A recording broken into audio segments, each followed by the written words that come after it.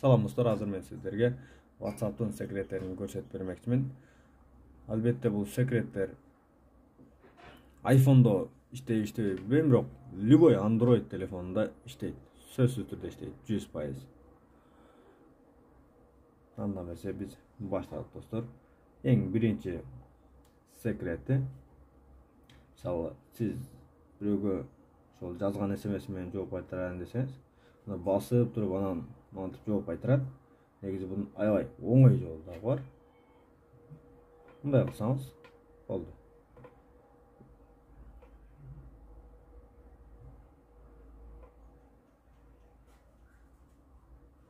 Азыр телефон жерде турганына байланыштуу мага бир аз ыңгайсыз. Так, мына. Өзүңүздүн жазган SMS-иңиз менен жооп жазайын десеңиз, мындагы мындай кылып оң жака. Экөө тең оң жака кыласыз, болду. Бул биринчи секрети. Экинчи секрети болсо, жазганда ал жылдызча салам. Кайра жылдызча саламдын жанына жабышып туруш керек. Көрдүңүздөрбү? Жирный түрдө болуп калды. Мурунку саламдан бул семизирээк болуп калды. Дагы бир-эки түрүн көрсөтө кетсем. Нижний пробел, кайра салам. Нижний пробел. Подчеркнутый деп, кыйгаш түрдө болуп калды. Дагы бир түрүн көрсөтө кетсем.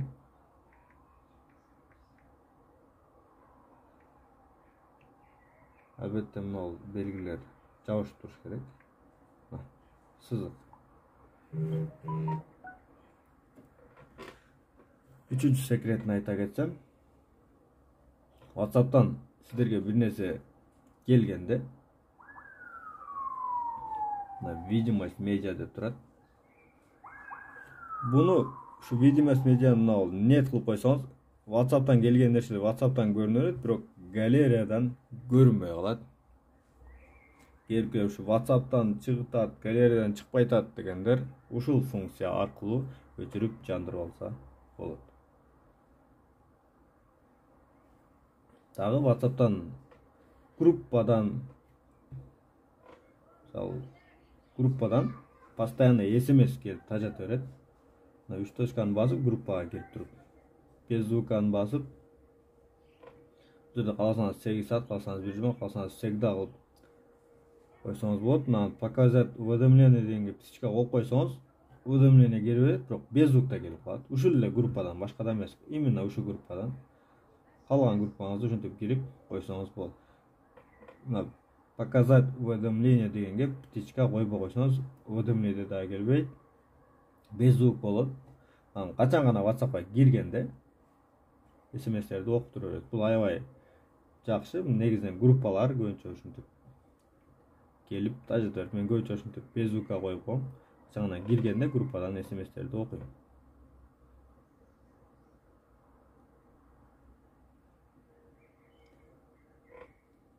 Ошо басып туруп мына окейди бассаңыз, кайра звукту чыгарыш үчүн кайра 3 кнопканы басып, мына включи звукту басып коюңуз, болду. Үн менен кайра кадимкидей SMS келе берет. Кийинки секрет бул жөнөкөй жазган адамдардын жана группанын үнүн эки түрдө кылып койсо болот. Бул аябай жакшы функция. Уведомлениеге киребиз. Группа дегендикин бул жерден кирип, стандартныйда турат. Группадагы жөнөкөй жазган адамдын дагы немеси стандартныйда турат, бир музыкада. Группаныкы мисалы башкага өзгөртүп койсоңуз болот. Калган ушул музыкалардын калган. Же болбосо мына адамдар жазгандыкын. Бул азыр звоноктуку, мына сообщение группаныкы өзүнчө өзгөртүп эки бөлөк кылып койсоңуз болот. Андан кийинки секретибиз 3 точканы басабыз, настройканы басабыз. Чат деп турат. Ушул чатта резервный копирование деп турат. Ушуга кире турган болсок, Mына сиздин WhatsApp'tагы жазышкан SMS-териңизди эгер мына Google Дискке күн сайын же жума сайын же ай сайын резервный копирование кылып турсаңыз болот. Кийин буну башка телефонго жазып, ошол аккаунтту жазган болсоңуз, сиздин Google аккаунтуңуз башка телефондон сиздин полный сообщенияларыңыз восстановление болуп турат. Мына ушу резервный копирование деп.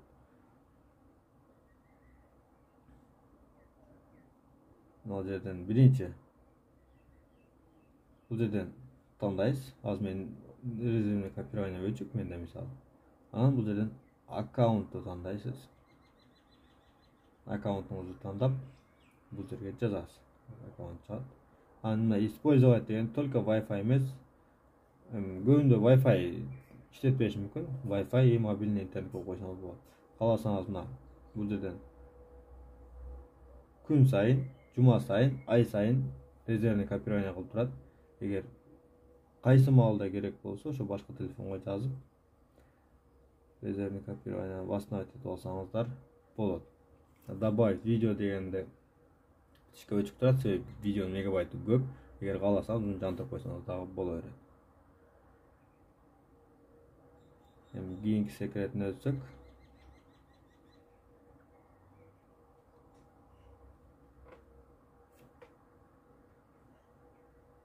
Үч точканы басабыз, настройкага киребиз. Мына аккаунт деп турат, конфиденциальность.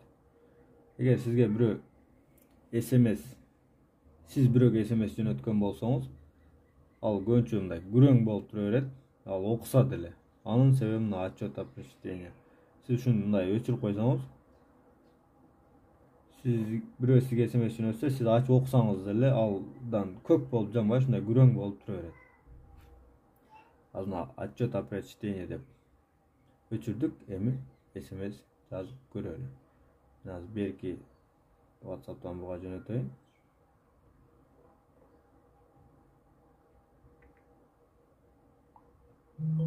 Так, мен кирдим. Окудум ма? Мына. ОПК деп жаздым. Мен будан көрөлүчү. Мына көрдүңүздөрбү? Көк болуп жанбады, күрөң болуп турат. Эми так.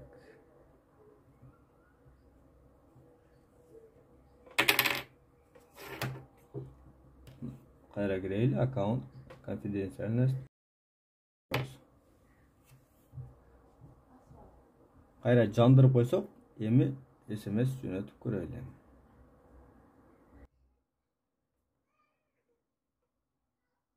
Мен окудум бул жакта. Аздан жандырып койдук, көрдүңүздөр, көк болуп чыгып калды. Аздан окуйм, көк болуп чыгып калды. Так. Мына көк болуп чыкты. Ошондой. А бирок бунун минус жери дагы бар.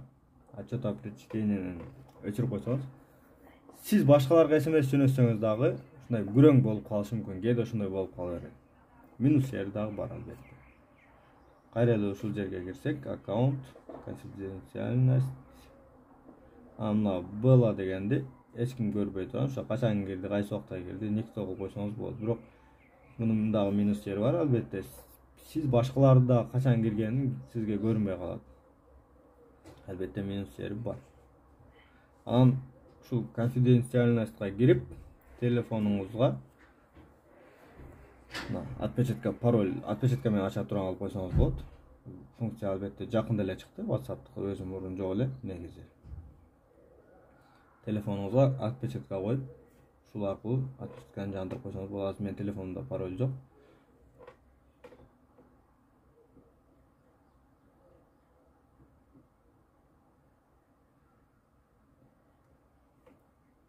Дагы бир сиздерге ыңгайлуу функциясы SMS-ти сиз бир SMS-ти мисалы сразу издебей туруп окуйм десеңиз, мисалы бирөө менен жазышкан SMS-териңиз кээде ылдыйга түшүп кетет. Ошону же бирөө мисалы логин пароль же маанилүү нерсе жөнөтүп калат. Ошону избранный белгилеп избранныйды басып койсоңуз, сиз бул жерде мына кош точканы, 3 точканы басасыз дагы. Избранное сообщение кирсеңиз, сиз белгилеп койгон сообщениялар nerede görünüp duruverет. Бул да аябай ыңгайлуу функция.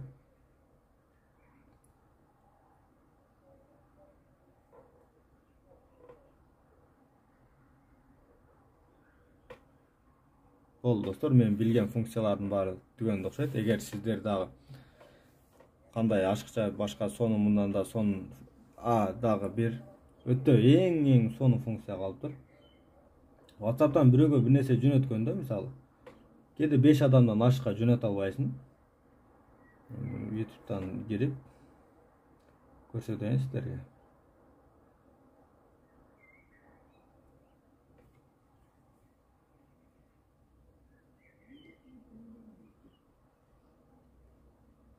Samsung A52 suda yarım saat işleyip de IP67 менен чыгыптыр. Biz тест кылып көрдүк. Эгер сиздерди кызыктырган болсо, Samsung A52 суу тести деп жазсаңыз YouTube'га чыгат. Биринчи копировать этип алайын. Монтип поделиться кылып туруп, WhatsApp'tan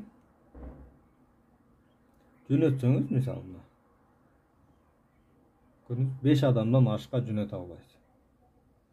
Же бир SMS жөнөтөйүн десеңиз деле ушинтип 5 адамдан ашыкка жөнөтө албайсыз. Буну полный контакттагы адамдарга бир убакта жөнөтө турган жолу бар. Киребиз. Мына 3 точканы басабыз. Новая рассылка деп турат. Шуну басабыз. Белгилейбиз. Кааласаңыз жүздү, кааласаңыз баардык контактыңызды белгилесеңиз болот. Кыскасы, бүт контактты белгилеп, менде 256 контакт бар экен, ошонун баарын белгилеп койсом деле боло берет. Стиканы басабыз, белгилеп, 9 контакт белгиледим, албетте 5 контакттан ашты. Кааласаңыз, ошо 200 контакт болсо 200 деле белгилесеңиз болот. Эми жанакы видеону копировать этип алгам, уставить этип, бүт контактымда бар адамга айдап коём. Бул дагы өтө бир сонун керектүү функция. Эгер бул функциялар сиздерге жаккан болсо, албетте каналга жазылып, жана ошондой эле класс басып кетүүнү унутпаңыздар. Кийинки видеодо көрүшкөнчө саламат болуңуздар.